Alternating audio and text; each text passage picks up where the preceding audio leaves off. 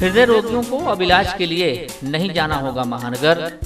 महानगरों जैसी सभी सुविधाएं अब आपके शहर आजमगढ़ के वेदांता हॉस्पिटल में उपलब्ध। लक्ष्मीरामपुर स्थित वेदांता हॉस्पिटल में एम्स के मशहूर हृदय रोग विशेषज्ञ gold medalist doctor Pankaj Sharma कर रहे हैं मरीजों का सफल इलाज। 2D इको, अस्थायी पेसमेकर व अस्थायी पेसमेकर की सुविधा उपलब्ध। आजमगढ़ के लोगों के को angiography, angioplasty, pacemaker, catheter ablation, ये सारी सुविधाएं यहाँ पे उपलब्ध अब हो पाएंगी। एम्बुलेंस और आपातकालीन सुविधा 24 घंटे उपलब्ध। Wooden touch Bhanwarnath Azamgarh, a complete hardware store. हमारे यहाँ branded plywood, flush door, designer door, PVC door, 4 mica, fancy hardware, kitchen की चिमनी एवं मॉड्यूलर किचन की एक्सक्लूसिव रेंज उपलब्ध। अपने आशियाने में लगाइए 4 चांद, पहुंचिए वुडन टच भंवरनाथ आजमगढ़। नमस्कार, एबीसी चैनल में आपका स्वागत है। मैं हूं सचिन श्रीवास्तव और आप मेरे साथ देखेंगे आजमगढ़ से जुड़ी खबरें। आइए नजर डाल लेते हैं आज की खास खबरों पर। प्रदेश के मुख्यमंत्री योगी आदित्यनाथ के ड्रीम प्रोजेक्ट आजमगढ़ के ग्राम मोहम्मदपुर, महलिया एवं दौलतपुर में विश्वविद्यालय बनना प्रस्तावित है, जिसके दृष्टिगत जिलाधिकारी राजेश कुमार द्वारा शनिवार को ग्राम मोहम्मदपुर, महलिया एवं दौलतपुर में आजमगढ़ विश्वविद्यालय की जमीन का स्थलीय निरीक्षण किया गया। उन्होंने बताया कि आजमगढ़ विश्वविद्यालय का मुख्य परिसर ग्राम मोहम्मदपुर एवं महलिया में 50 एकड़ में बनना प्रस्तावित है और दौलतपुर में विश्वविद्यालय का 14 मीटर रास्ता बनना प्रस्तावित है। डीएम ने बताया कि ग्राम मोहम्मदपुर व महलिया तमसा नदी के किनारे स्थित हैं। आजमगढ़ विश्वविद्यालय की सुरक्षा के लिए परिसर के किनारे किनारे बांध बनाया जाएगा। इसी के साथ ही ग्राम महलिया में कुछ किसानों द्वारा जमीन का बैनामा नहीं किया जा रहा था, जिस पर जिलाधिकारी द्वारा किसानों से बातचीत की गई। उन्होंने बताया कि कल किसान अपने जमीन का बैनामा कराएंगे। जिलाधिकारी ने संबंधित अधिकारियों को निर्देश दिए कि आजमगढ़ विश्वविद्यालय से संबंधित किए जाने वाले कार्यों को प्राथमिकता के आधार पर करना सुनिश्चित करें। इस अवसर पर एक्सीएन सिंचाई विभाग, एक्सीएन पीडब्ल्यूडी निर्माण खंड 2 आर.के. त्रिपाठी, तहसीलदार सदर अनिल कुमार पाठक आदि उपस्थित रहे। दीवानी बार एसोसिएशन के चुनाव की मतगणना शनिवार को सकुशल संपन्न हो गई। सुबह 8 बजे से मतगणना शुरू हुई और देर शाम तक परिणामों की घोषणा कर दी गई। दीवानी बार एसोसिएशन के चुनाव में राम प्यारे सिंह अध्यक्ष तथा देवनारायण शुक्ला मंत्री पद पर निर्वाचित घोषित हुए। चुनाव परिणामों की घोषणा होते ही समर्थकों ने विजयी प्रत्याशियों को फूल मालाओं से लाद दिया। इस बार के चुनाव में राम प्यारे सिंह को 818 मत प्राप्त हुए, जबकि उनके एकमात्र प्रतिद्वंदी दयाराम यादव को 774 मत मिले। मंत्री पद पर देवनारायण शुक्ला को 706 मत प्राप्त हुए और वह चुनाव जीतने में कामयाब रहे, जबकि उनके निकटतम प्रतिद्वंदी द्विजेंद्र मोहन चतुर्वेदी को 588 मत मिले। इस पद के अन्य 3 प्रत्याशी जयप्रकाश यादव को 175 मत, रविंद्र कुमार यादव को 91 मत तथा रत्नेश कुमार गौड़ को 40 मत मिले।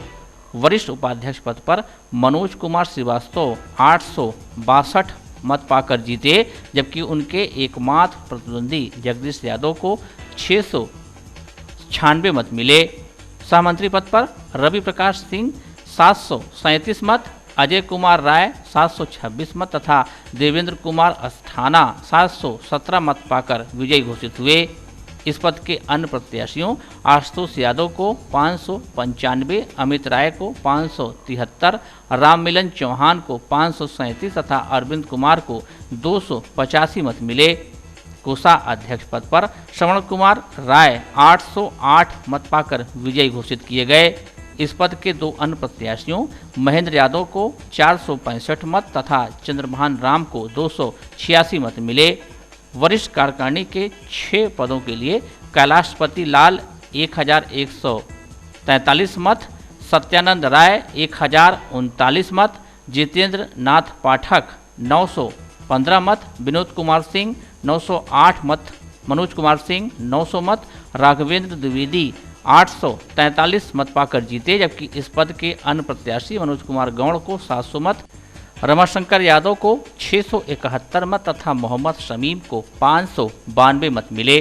कनिष्ठ उपाध्यक्ष के 2 पदों पर नासरुद्दीन खान तथा मारुत कुमार पांडे, ऑडिटर पद पर राकेश कुमार दुबे तथा कनिष्ठ कार्यकारिणी के 6 पदों पर अमित श्रीवास्तव, दुर्गा प्रसाद पांडे, संजीव कुमार राय, आशुतोष सिंह, कलीमुर रहमान तथा राजीव कुमार राय निर्विरोध विजयी हुए। पुलिस उप महानिरीक्षक आजमगढ़ परिक्षेत्र सुभाष चंद्र दुबे ने शनिवार को पुलिस अधीक्षक कार्यालय का वार्षिक निरीक्षण किया।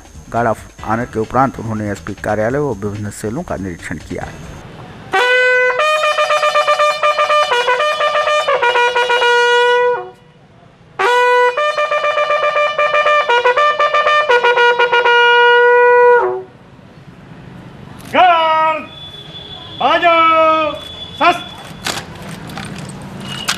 वार्षिक निरीक्षण के दौरान डीआईजी श्री दुबे ने पुलिस अधीक्षक कार्यालय सहित समस्त शाखाओं का भ्रमण किया।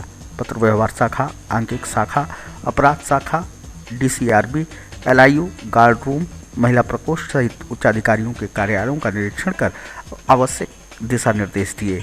इस दौरान परिलक्षित हुए काफी नए सुधारों के प्रति भी उन्होंने संतोष जाहिर किया।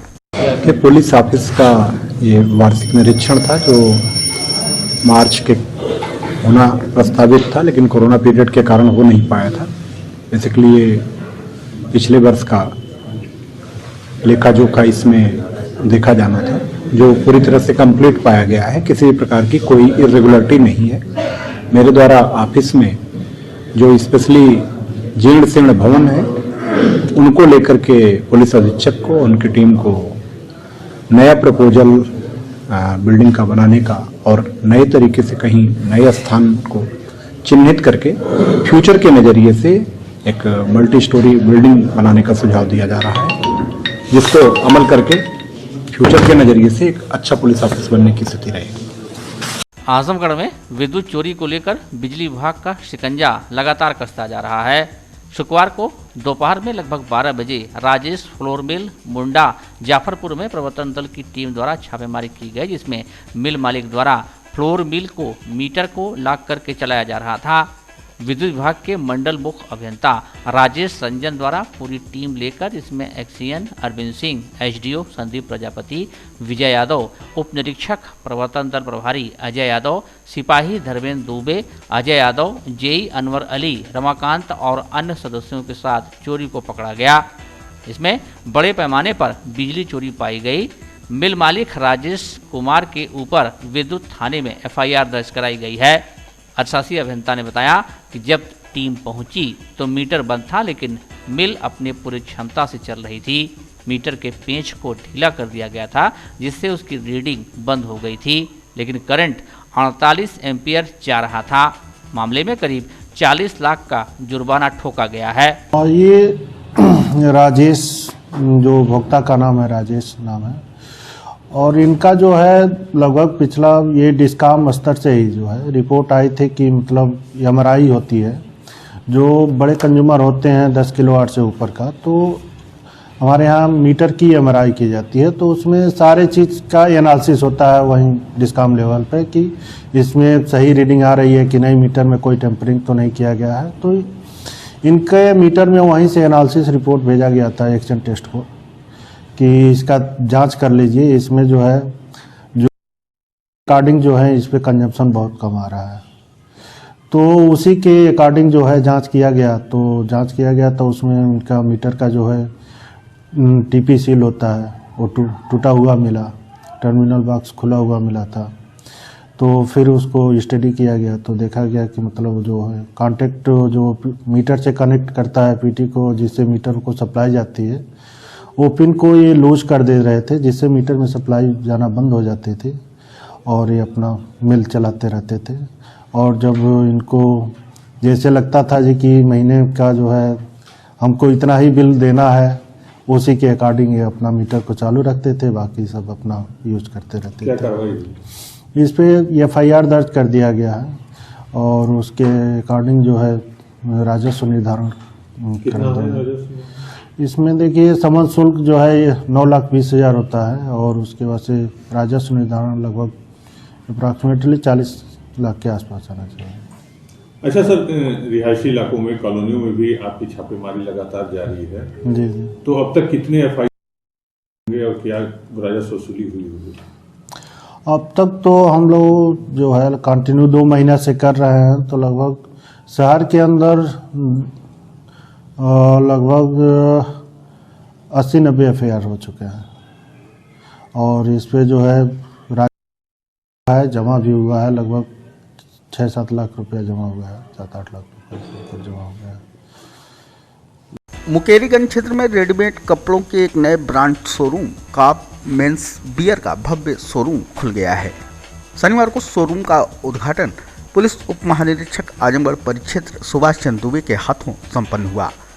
इस अवसर पर डीआईजी श्री दुबे ने आशा जताई कि शोरूम ग्राहकों को अच्छी सेवा प्रदान करेगा।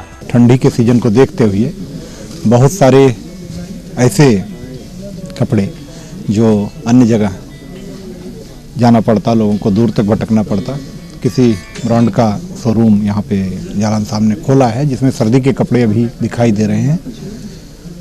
इतना ही कहूँगा कि अच्छा काम करें, अच्छी चीज़ें एक जगह पे कलेक्ट हों, सभी लोग उससे लाभान्वित हों और जितना अधिक सकारात्मक मानसिकता के साथ व्यापारिक वाणिज्यिक व्यावसायिक गतिविधियां संचालित होती हैं उतना ही ज़्यादा उसमें सकारात्मकता बनी रहती है। मेरी शुभकामनाएं शोरूम के ओनर के साथ हैं, अच्छा काम करें।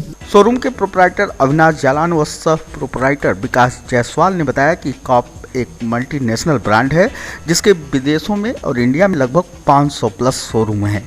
कॉप खासतौर पर मिडिल व लोअर क्लास के अनुरूप अपने रेट, ऑफर व डिस्काउंट ले आता है, वह भी कपड़ों की गुणवत्ता, स्टाइल से बिना कोई समझौता किए। मल्टीनेशनल ब्रांड हो चुका है। इस कंपनी का नाम है कॉप, जो कि दिल्ली से बिलोंग करती है कंपनी, सिंगला साहब की कंपनी है। और ये इसकी जो ब्रांडिंग है या इसके जो कपड़े की स्टाइलिंग है वो इटली से प्रभावित है और वहीं से इसकी सारी चीज़ें हैंडल भी होती हैं। और ऑल ओवर इंडिया 500 शोरूम आसपास खोल चुके हैं। अब अब्रॉड में, दुबई में और दूसरे कंट्रीज़ में इनके शोरूम ओपन हो रहे हैं। और इस शोरूम की और इनके कपड़ों की सबसे बड़ी खासियत ये है कि ये मिडिल क्लास और लोअर क्लास सब कुछ साथ को लेके चलते हैं। और इनके जो ऑफ़र्स हैं वो इस तरीके के ऑफ़र हैं कि कोई भी एक जनरल आदमी प्रभावित हो सकता है कपड़े की क्वालिटी से, रेट से, ऑफ़र से। और एक बार जो भी इनके कपड़ों को, क्वालिटी को देखता है वो निश्चित तौर पे पसंद करता है।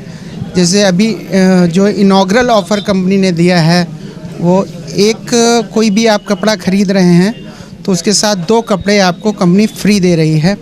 और कोई सिंगल आइटम ले रहे हैं तो 50 से 60% का आपको डिस्काउंट दिया जा रहा है। इस कंपनी की सबसे बड़ी खासियत है ये। और आजमगढ़ में ये अपने आप में एक बहुत अच्छा शोरूम है और हम सबसे विनती करते हैं एक बारी हमारे शोरूम पे आवें, हमारे कपड़ों को विज़िट करें, हमारी क्वालिटी को देखें और फिर बताएं कि कैसा है। जैसे मेंस वेयर के सारे प्रोडक्ट हैं, फॉर्मल, कैजुअल शर्ट्स, उसके अलावा फिर ट्राउज़र्स है, जीन्स है, उसके बाद अपना ट्रैक सूट है, पुलोवर्स हैं, हुडीज़ हैं, उसके बाद कोट हैं, पैंट है, ब्लेजर्स हैं, मतलब full range of men's wear हम लोग डील कर रहे हैं इस कंपनी में। कॉप के area sales manager Ashutosh Kesari ने बताया कि कंपनी एक कपड़े की खरीद पर 2 कपड़े मुफ्त दे रही है।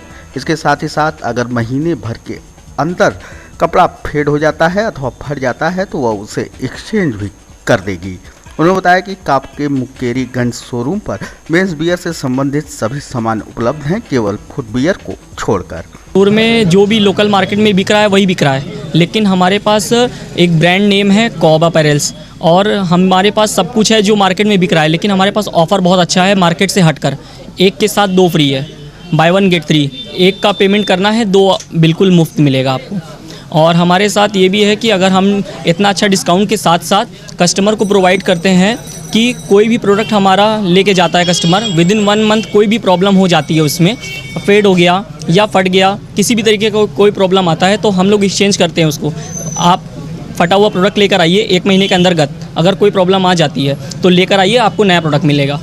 मेंस का कोई भी प्रोडक्ट हो, एसेसरीज फुटवेयर छोड़कर सब कुछ है, जैसा कि jeans, trouser, blazer, waistcoat, socks, wallet,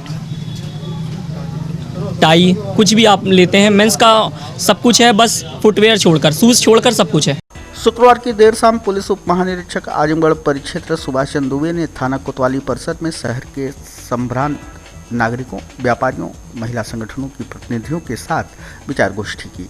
इस दौरान संभ्रांत नागरिकों द्वारा सदन में जाम, पार्किंग, अतिक्रमण, त्योहारों में रूट निर्धारण, यातायात कानून व्यवस्था संबंधित कई मुद्दों पर अपने विचार विस्तार से रखे गए। डीआईजी व पुलिस कप्तान ने समस्याओं को सूचीबद्ध करते हुए उनके निस्तारण के संदर्भ में प्रयास किए जाने का आश्वासन दिया। इस दौरान डीआईजी श्री दुबे ने कहा कि वे पुलिस से संबंधित समस्याओं के निराकरण के साथ ही साथ जनहित में अन्य विभागों से भी समन्वय स्थापित कर विभाग से इतर समस्याओं को भी समाधानित किए जाने का प्रयास करेंगे। कम्युनिटी पुलिसिंग में सहयोग की अपेक्षा जाहिर करते हुए पुलिस व पब्लिक के बीच आपसी संवाद व संबंध को मजबूत बनाने पर खासतौर पर उन्होंने बल दिया। ये एक थाने का एनुअल इंस्पेक्शन मेरे द्वारा किया जा रहा था, उसी के क्रम में जनप्रतिनिधियों से और जो क्षेत्र के संभ्रांत लोग हैं उनसे गोष्ठी आयोजित की गई थी। गोष्ठी में विभिन्न लोगों ने अपनी बातें रखी, बहुत सारी समस्याएं भी बताई। लगभग 20 से ज़्यादा लोगों ने अपने विचार रखे और उनमें जो 20 प्रकार की समस्याएं आई, 19 प्रकार की वह समस्याएं हैं जिनका पुलिस से कोई रिलेशन नहीं है, लेकिन चूंकि हम पुलिस ऑफिसर्स का ये दायित्व होता है कि जो समस्याएं अन्य विभागों की भी हैं उनको भी समन्वय करके दूर कराएं, और इसको हम लोग हमेशा करते भी हैं। जनहित में ये हमारा नैतिक वैधानिक दायित्व भी है। उन सारी समस्याओं को नोट डाउन किया गया है। इनको सभी लोगों को मेरे द्वारा अपने संबोधन में यह स्पष्ट किया भी गया है कि समस्याएं कहां से संबंधित हैं और सबसे सॉर्ट आउट कराएंगे। साथ ही साथ मेरे द्वारा इन लोगों से कम्युनिटी पुलिसिंग में सहयोग करने की अपील की गई है, क्योंकि पुलिस जनता का है, जनता के लिए, और जैसे लोकतंत्र पब्लिक का है वैसे ही पुलिस भी पब्लिक के लिए है। तो पूरी तरह से पीपुल्स फ्रेंडली हो, इसके लिए हम लोग अपने स्तर से लगातार प्रयास कर रहे हैं। उसी कड़ी में गोष्ठी हुई थी।